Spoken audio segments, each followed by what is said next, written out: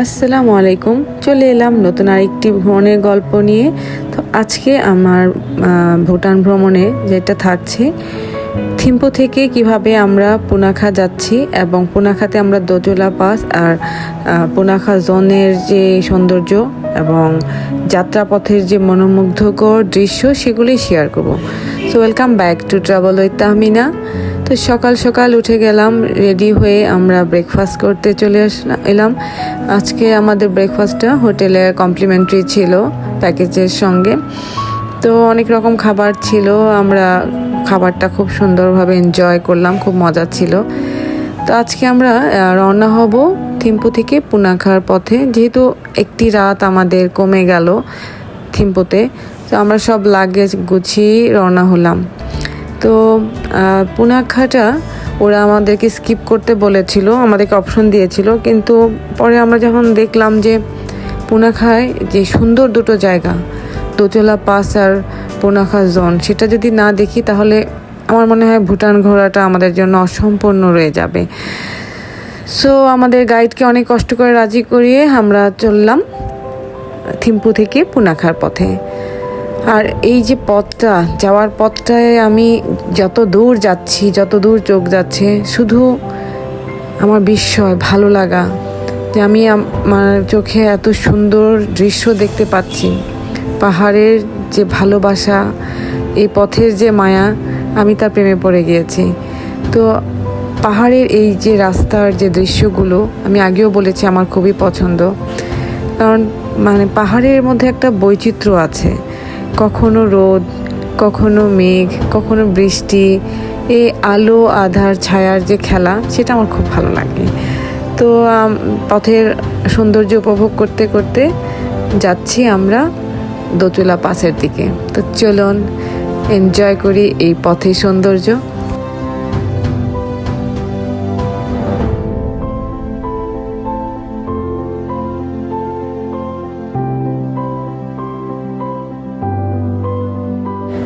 কিছু কিছু সৌন্দর্য আছে যেটা ছবিতে কিংবা এই যে ভিডিও করে ওভাবে বোঝানো যায় না, কিন্তু যখন সরাসরি নিজের চোখে দেখতে পাবেন বা উপভোগ করবেন, তখন মনের ভিতরে যে একটা শান্তি বা একটা অন্যরকম ভালো লাগা অনুভব করবেন, সেটা পৃথিবীর আর কোনো কিছুতে এই সুখ আর শান্তি পাওয়া যাবে না।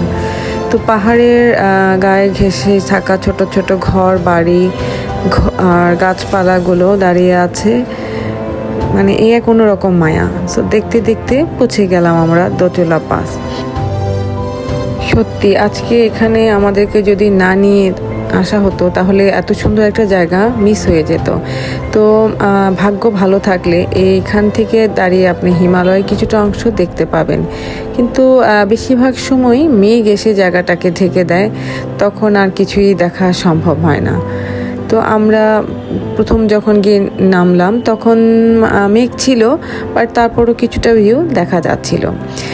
এই দোজোলা পাসটা এন্ট্রিতে কোনো ফি নাই, এটা এন্ট্রি ফি লাগবে না। দোজোলা পাসটা মূলত ভুটানের একটি ঐতিহাসিক এবং প্রতীকী স্থান বলতে পারেন।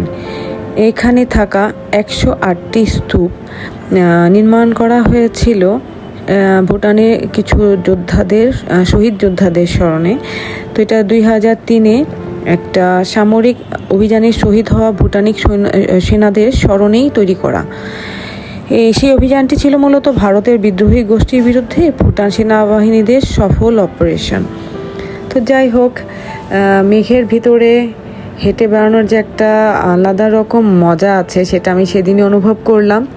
কারণ আমরা ওখানে যে একটু ঘোরার পরেই দেখলাম যে চারদিক থেকে মেঘ এসে আমাদেরকে ঘিরে ফেললো।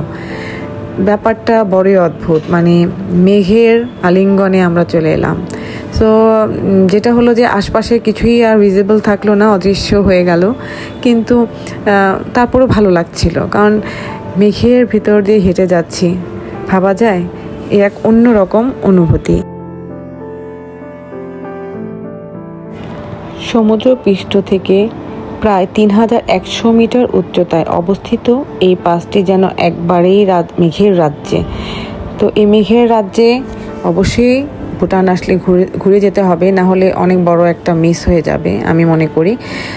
যেহেতু আমাদের সময় কম হওয়াতে ওরা আমাদের কোনোভাবেই এখানে নিয়ে আসতে চায়নি, কিন্তু আমরাও তো নাছোড়বান্দা, আমরা বলেছি আমরা যেহেতু আমাদের অল পেমেন্ট ডান, আমাদেরকে নিতেই হবে। তো যাই হোক, আলহামদুলিল্লাহ এই মেঘের রাজ্যে ঘুরে বেড়াচ্ছি, আর একটা ঠান্ডা ঠান্ডা অনুভূতি আমাদেরকে ঘিরে রাখছে। কেমন লাগছে? খুব ভালো লাগছে। এই যে মেঘ এসে ঢেকে দিল, মেঘ দেখতে ভালো লাগছে, কিন্তু সব ভিউ গুলো ঢেকে গেল। আর এই স্তূপগুলো, আর এই যে টুম গুলো খুব সুন্দর, ভালো লাগছে। টুম নিয়ে ছবি, ভিউটা খুব ভালো আসতেছে। আর ইতিহাসটা মানে হিস্ট্রিটা আমরা পরে এটা হাতে বলে দিব, আমরা পরে জানিয়ে দিব।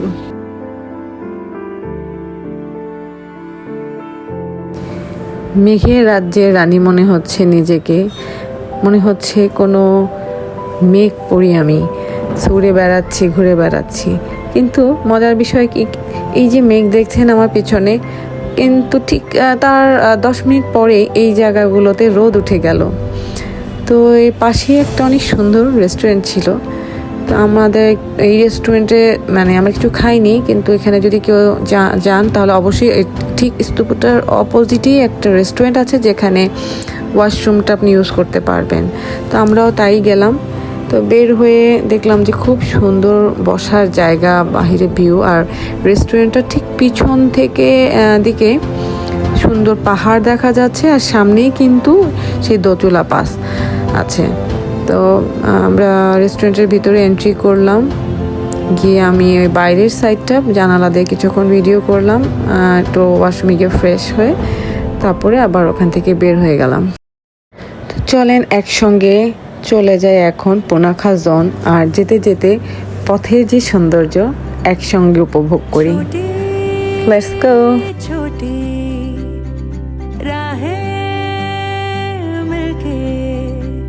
कहीं दूर दूर मंजिल पर जाएगी, कभी छाँव छाँव कहीं धूप सताएगी। लंबी लंबी दूरी भी यूं ही चलते चलते कम होती जाएगी, कभी छाँव छाँव कहीं धूप सताएगी। सफर अनजाना सा है, रास्ता बेगाना सा है, हर मोड़ मोड़ पे कुछ नया सा है, हर मोड़ मोड़ पे कुछ नया सा है। सफर अनजाना सा है, रास्ता बेगाना सा है, हर मोड़ मोड़ पे कुछ नया सा है, हर मोड़ मोड़ पे कुछ नया सा है। তো পৌঁছে গেলাম আমরা পুনাখা জোন। তো এখন আপনাদেরকে ঘুরে দেখাবো এই প্লেস অফ গ্রেট হ্যাপিনেস। আর এই যে দেখেন, এই পুনাখা জোনটা দুটি নদীর মাঝখানে দাঁড়িয়ে থাকা একটি সত্যি অসাধারণ একটা প্যালেস। তো আমাদের গাইড বলছিল এখানে এন্ট্রি করতে হলে ওদের লোকাল যারা, ওদেরকে একটা সাদা কাপড় গায়েভাবে জড়াতে হয়, তো ওটা পরে নিল। আর রাজাদের একটা ভিন্ন কালার কাপড় আছে, সেটা মেবি ইয়েলো, আমার ঠিক মনে নেই। কেউ যদি জেনে থাকেন অবশ্যই আমাকে একটু কমেন্ট করে জানাবেন। আর এই জোনটার দুই পাশে যে দৃশ্য, মানে আমি ভিতরে যাওয়ার আগেই মুগ্ধ হয়ে গেলাম যে এত সৌন্দর্য। আমি কোনটা থেকে কোনটা ভিডিও করবো বা ছবি তুলবো আমি ভেবে পাচ্ছি না। আর যেটা আমি বলতে যাচ্ছি যে এই সৌন্দর্যগুলো আমরা চোখে যতটা দেখতে পাই, তার কিছুটাই কিন্তু আমরা ক্যামেরায় ধারণ করতে পারি। আল্লাহ সৌন্দর্য যেটা আমার নিজের চোখে দেখছি, সেটা ক্যামেরায় ধারণ করা সত্যিই সম্ভব না। সুবহানাল্লাহ। ভুটান কারেন্সি 500 টাকা আমাদের টিকিটের জন্য পেমেন্ট দেওয়া লাগলো। তো আমি যেটা বললাম যে এখানে সব প্লেসেই ম্যাক্সিমাম টিকিট মাস্ট এবং 500-এর নিচে নাই। তো এই যে ব্রিজটা, এটা পার হয়ে যেতে হবে মূলত ওই সাইডটায় এই সুন্দর জোনটা আছে। তো যাওয়ার আগে আমরা বাহিরে এই ব্রিজে দাঁড়িয়ে কিছুক্ষণ মুগ্ধ চোখে এই সুন্দর চারদিকে পাহাড়ে ঘেরা মাঝখানে এই সুন্দর প্যালেসটাকে দেখছি আর উপভোগ করছি প্রাকৃতিক সৌন্দর্য। চারপাশে পাহাড়, নদী আর সবুজে প্রকৃতি সব মিলিয়ে জায়গাটা একেবারে স্বপ্নের মতো লাগছে। বিশেষ করে এখানে বসন্তকালে চারপাশে অনেক ফুল ফুটে থাকে, তখনও এত ফুলের সমাহার ছিল না। তো ভুটান ইতিহাসের সংস্কৃতির এক গুরুত্বপূর্ণ অংশ এই পুনাখাজন। তো আমাদের গাইড আমাদেরকে বলছিল তোমরা কি মাছকে ফিড করতে চাও। ওর হাতে কিছু ব্রেড ছিল, কি অদ্ভুত, ব্রেডগুলো পানিতে দেওয়ার সঙ্গে সঙ্গে কোথা থেকে এক ঝাঁক মাছ এসে খাওয়া শুরু করলো। তো আমরাও খুব মজা পেলাম। তা আমাদের হাতেও ওদেরকে খাওয়ানোর জন্য কিছু পাউরুটি দেওয়া হলো, আমরা ওগুলো ছুঁড়ে দিচ্ছিলাম আর ঝাঁকে ঝাঁকে মাছ চলে আসছিল।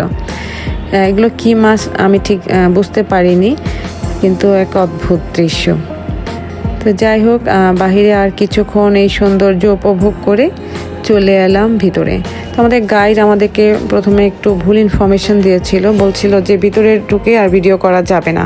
যদিও আমি আগে অনেক জায়গা থেকে এটা জেনে এসেছি যে ভিতরে একটা টেম্পল আছে, সেটা ভিডিও করা যাবে না, কিন্তু ভিতরে যে একটা দরবার হল টাইপের এই পুরাটার ভিডিও করা যায়। তো ও আমাদেরকে, আমি ভাবলাম যে নিয়ম কি চেঞ্জ হয়ে গেল। টেম্পলে উঠতে অনেক খাড়া কিছু সিঁড়ি ছিল, তো সিঁড়িগুলো একটু সাবধানে ওঠাই ভালো যারা আসবেন। তারপর আমরা চলে এলাম দরবারে এবং আমাদের গাইড আমাদেরকে এটা হিস্ট্রি সম্পর্কে বলতে শুরু করলো। আর ঢুকে দেখলাম সবাই ভিডিও করছে, ছবি তুলছে, সো আমরাও ভিডিও করতে লাগলাম এবং গাইডের থেকে এই জায়গাটা সম্পর্কে একটু ডিটেলস শুনলাম। কিছু বলেন? আমি কি বলবো, ওর কাছ থেকে শুনো। In the Punakhajon. This is the first courtyard. This is the first courtyard, and it is mainly used during the time of the Chetu. Chetu is a festival performed annually, and normally the Punakha Chetu happens in the second month of every year, especially in the February, end of the February. And you can see this place, around this place there is offices of the governor and then deputy governor. This place is mainly for the administrative functions. And 20%, only 20% of the song is used for administrative purposes. And 80% of the song is used for the monk body. Thank you. ভুটানের ইতিহাসের সাক্ষী হয়ে দাঁড়িয়ে থাকা এই জোনটি, এখানে একসময় ভুটানের রাজধানী ছিল। প্রায় 1600 সালের দিকে এটি নির্মিত হয়, অর্থাৎ এটি প্রায় 380 বছরেরও পুরানো, একটু বেশিও হতে পারে। ইতিহাস, ধর্ম ও সংস্কৃতির একটি অত্যন্ত গুরুত্বপূর্ণ অংশ এই পুনাখাজনটি। তাই আমি বলবো যদি কেউ আসেন, 500 যদি হয়ও এটার দাম টিকিটের, তাও ঘুরে দেখাটা উচিত। কারণ এখানে এলে ভুটানের অনেক ওদের ধর্ম, ওদের সংস্কৃতি সম্পর্কে অনেক কিছু জানা যাবে।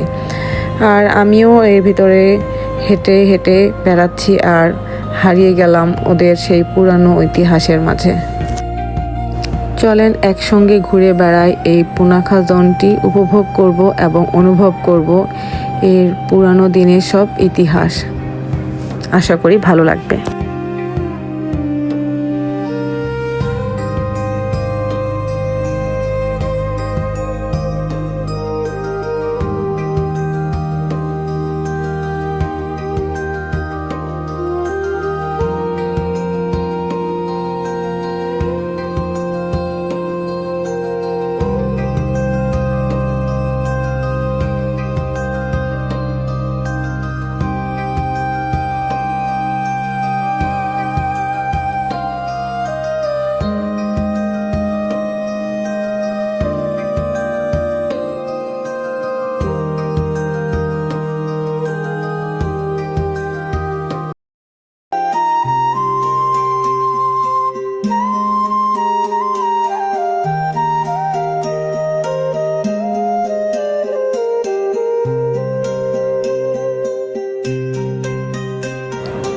বাহিরের দিকটা সুন্দর করে ঘুরে বেড়ালাম, তারপরে গেলাম ওদের যে টেম্পলের ভিতরটা। তো টেম্পলে ভিডিও করা নিষেধ ছিল, তো ওদের ধর্মীয় স্থান, ওখানে ওদের পূজা পাঠ হয়, মেডিটেশন হয়। আমি ভিতরে গিয়ে দেখলাম যে অনেকে বসে, অনেক ট্যুরিস্ট আর কি ওখানে মেডিটেশন করছে। ভিতরে অ্যাকচুয়ালি ওদের কিছু বৌদ্ধ মূর্তি ছিল, রাজার বসার জায়গা ছিল, সুন্দর ছিল। তারপর বের হয়ে আমি নদীটার কাছে আরও কিছুক্ষণ দাঁড়িয়ে এই শান্ত স্রোতগুলো উপভোগ করছিলাম, আর মনে মনে ভাবছিলাম যে এরকম একটা সুন্দর জায়গায় আরও কিছুক্ষণ সময় কাটানো গেলে ভালো লাগতো, কিন্তু কি আর করা, সময়ের খুবই অভাব। তো এখন আমরা যাচ্ছি ভুটানের সবচেয়ে লম্বা ও সুন্দর ঝুলন্ত ব্রিজটির কাছে, কিন্তু যাওয়ার পথটা মোটেই সুন্দর ছিল না। আমরা এখন আসলে ডিসাইড করার চেষ্টা করতেছি যে কেলালা পাসে যাব নাকি টাইগার নেস্টে যাব, কারণ আমাদের দিন একদিন কমে গিয়েছে, আমাদের এখন একই দিন, একদিনই পার হতে পাবো। এখন আমরা চিন্তা ভাবনা করে ঠিক করলাম যে কেলালা পাস হচ্ছে শুধু একটা দৃশ্য, বড় এগুলো আমরা অনেক দেশে গিয়ে পাবো, ভবিষ্যতে হয়তো পাবো, কিন্তু টাইগার নেস্টটা তো এমন একটা সিগনেচার আইটেম যেটা আমরা অন্য কোনো দেশে গিয়ে পাবো না, শুধুমাত্র ভুটানে। তাই আমরা ডিসাইড করলাম যে আমরা টাইগার নেস্টে যাবো, তাই না? হ্যাঁ তাই।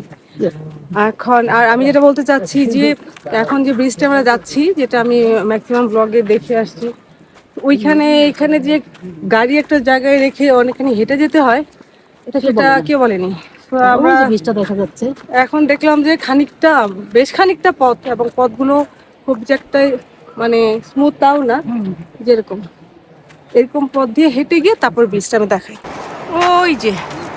ওই যে ব্রিজটা দেখা যাচ্ছে, কিন্তু এই হাঁটার ব্যাপারটা কোথাও বলা নেই যে এখন হাঁটা রাখবে বা এইখান দিয়ে যাওয়াটা কিছুটা ঝুঁকিপূর্ণ, তাই একটু সাবধানতা অবলম্বন করাটাই শ্রেয়।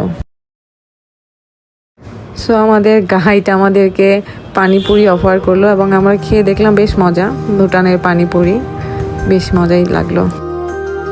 ভুটানের সবচেয়ে লম্বা ও সুন্দর ঝুলন্ত ব্রিজগুলোর একটি হচ্ছে এই ব্রিজটি।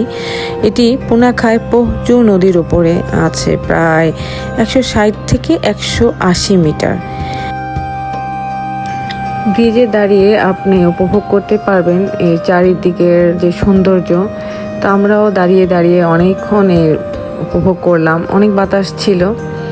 আর ওই পারে একটা রেস্টুরেন্ট ছিল, সেখানে আমরা যাইনি।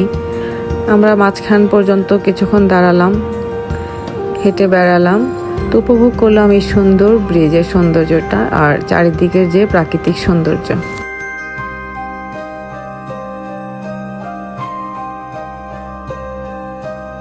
তো রওনা দিলাম আমাদের নেক্সট গন্তব্যের দিকে। আর যাওয়ার পথে যে এই জোনটার একটা ভিউ পয়েন্ট আছে, সেই ভিউ পয়েন্টে আমাদের গাড়ি থামানো হলো, এবং ওরাই বললো যে তোমরা এখানে ছবি তুলতে পারো। তো আমরা এই পাশটা থেকে আবার এই সুন্দর পুনাখা জোনটার ভিউটা উপভোগ করলাম, ভিডিও করলাম, ছবি তুললাম, অনেকক্ষণ দাঁড়িয়েছিলাম, খুব ভালো লাগছিল। তো আমাদের দুপুর হয়ে এসেছে, লাঞ্চ মানে 3টা মিলিয়ে আমাদের প্যাকেজে কমপ্লিমেন্টারি ছিল। যেহেতু আমরা থিম্পুতে আর ব্যাক করবো না, তো আমরা বললাম যে তোমাদেরকে আমাদের লাঞ্চটা প্রোভাইড করতে হবে। তো নেক্সট এই সুন্দর জায়গাটা উপভোগ করে আমরা চলে যাব লাঞ্চ খেতে। দুপুরের খাবারটা ওরাই অ্যারেঞ্জ করেছে একটা সুন্দর রেস্টুরেন্টে। চলেন এবার আপনাদেরকে রেস্টুরেন্টটা ঘুরে দেখাবো। চলে এলাম আমাদের ক্যাফেতে, রিনচেংনিং ক্যাফেটেরিয়া। তো আমার কাছে মনে হয়েছে যে ভিউর সাথে বসে মানে নিজের খাওয়াটা উপভোগ করার একটা পারফেক্ট প্লেস। এটা খুবই সুন্দর একটা রেস্টুরেন্ট, একদম পাহাড়ের উপরে, চারিদিক থেকে ভিউ দেখা যাচ্ছিল। মনে মনে এরকম একটি রেস্টুরেন্টেই খেতে চাচ্ছিলাম আমি, যেখানে বসে ভিউ এনজয় করা যাবে প্লাস খাওয়া যাবে। তো রেস্টুরেন্টের ভিতরে আবার এই কিছু শো পিস ছিল ওদের, যেগুলো মেবি সেল করার জন্য রাখা হয়েছিল। আর পুরো রেস্টুরেন্টটাই একদম ফাঁকা, অনেক বড়। তো আমরা দুজনেই শুধু ছিলাম।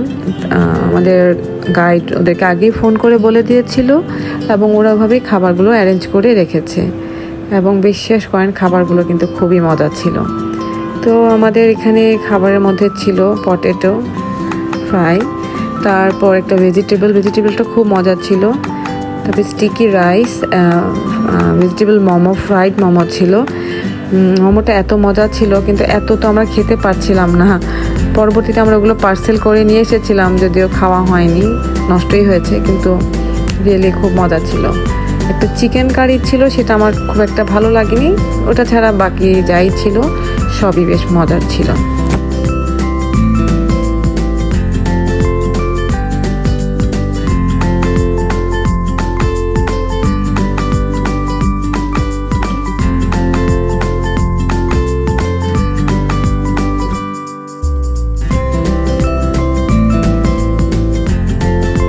পাশেই কিছু সুভিনিয়রের দোকান ছিল, অনেক শপ ছিল, তো আমরা ওগুলো ঘুরে দেখলাম। চাবির রিং, ম্যাগনেট এগুলো কিনলাম।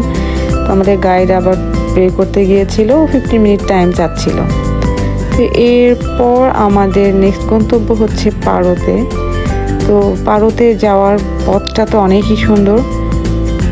তো আমরা এই সবগুলো ঘুরে দেখতে দেখতেই আমাদের গাইড চলে এলো, এবং তারপর আমরা রওনা হলাম পারোর উদ্দেশ্যে। তো আমরা খুবই ক্লান্ত হয়ে গিয়েছিলাম, একটু ঘুম পাচ্ছিল। তো আমি বললাম যে যাওয়ার পথে যদি খুব সুন্দর কোনো কফি শপ থাকে, সেখানে আমরা কফি খেতে চাই। তো ওরা আমাদেরকে অনেক সুন্দর একটি কফি শপে নিয়ে গিয়েছিল। চলেন সেটি দেখাবো নেক্সট।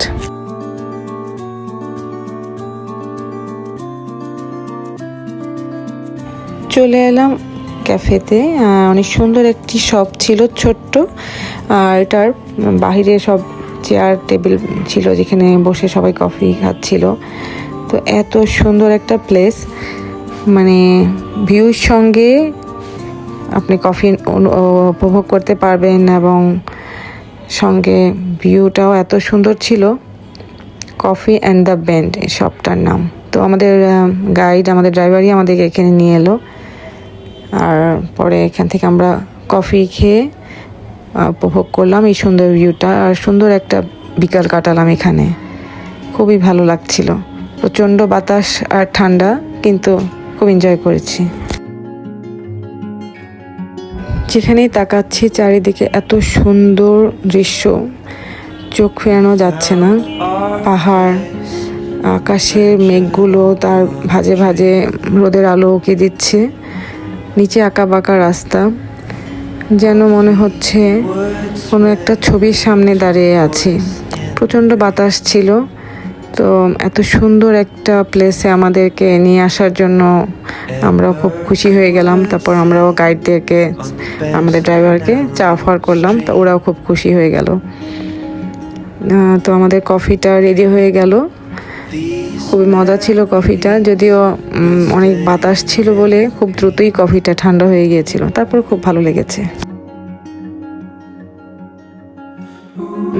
যতদিন বেঁচে থাকবো এই সুন্দর বিকালটার কথা মনে থাকবে আমার। তো একটা ছোট্ট বেবি ওখানে খেলা করছিল, ওকে একটা চিপস কিনে দিলাম, তো ও খুব খুশি। তো ওর সঙ্গে ছবি তুলে আরও কিছুক্ষণ দাঁড়িয়ে থাকলাম। বিকালটা আস্তে আস্তে ওখানেই কাটালাম, উপভোগ করলাম। খুব একটা মুগ্ধকর পরিবেশ ছিল চারিদিকে।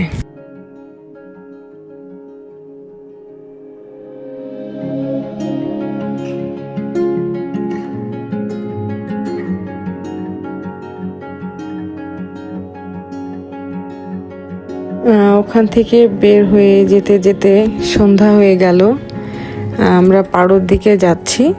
তো অনেক সময় লেগেছিল যেতে যেতে। তারপরেও মনে হচ্ছিল যে অন্ধকারে পাহাড়ের যে সৌন্দর্য, সেটাও একটা অন্যরকম অনুভূতি। তো এই পাহাড়ের রাস্তা দেখতে দেখতে পৌঁছে গেলাম আমাদের পারোর যে রিসোর্টে আমাদের থাকার ব্যবস্থা ছিল সেখানে।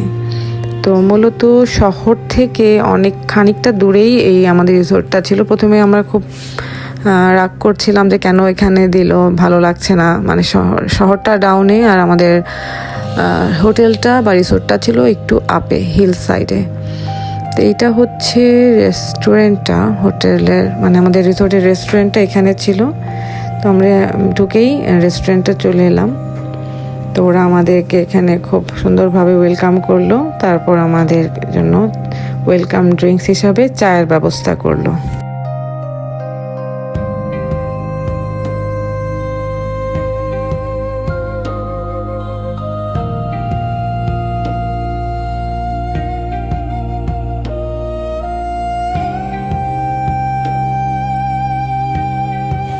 তো আমরা রেস্টুরেন্টে বসে চা খেয়ে চলে এলাম রুমে। বেশ বড় একটি রুম। প্রথমে একটু মনে হচ্ছিল পুরাতন এরকম লাগছিল, কিন্তু সব কিছুর ব্যবস্থাই ছিল। রুম হিটার ছিল, যেহেতু প্রচণ্ড ঠান্ডা ছিল, প্রায় 5 ডিগ্রি 6 ডিগ্রি হবে তখন। তারপরে আমরা ওখানে একটু ফ্রেশ হয়ে নিচে নেমে এলাম, কারণ কি ওদের ডাইনিং 7:30টার দিকেই শুরু হয়ে যাবে। তো রাতের আমাদের বুফে খাওয়া ছিল। তো রেস্টুরেন্টের খাবারগুলো বেশ ভালো লেগেছে আমার কাছে। চিকেন ছিল, ডাল ছিল, একটা মাঞ্চুরিয়ান ছিল যেটা হচ্ছে ফুলকপি, যেটাও খুব মজা ছিল, সেটা ছবি তোলা হয়নি। স্যুপ ছিল, ঠান্ডার মধ্যে গরম গরম স্যুপ। সুন্দর সময় কাটিয়ে আমরা চলে গেলাম রুমে, এবং পরবর্তী দিন আমরা কি করব সেটা অবশ্যই দেখতে ভুলবেন না, কারণ সেটা অনেকই ইন্টারেস্টিং এবং এক্সাইটিং। তো পরবর্তী পর্বগুলো দেখার জন্য, গল্পগুলো শোনার জন্য অবশ্যই ট্রাভেল উইথ তাহমিনাকে লাইক, কমেন্ট অ্যান্ড সাবস্ক্রাইব করে পাশেই থাকবেন। আর আজকের মতো এখানেই শেষ করছি। Thank you for watching. Allah হাফেজ, বাই বাই।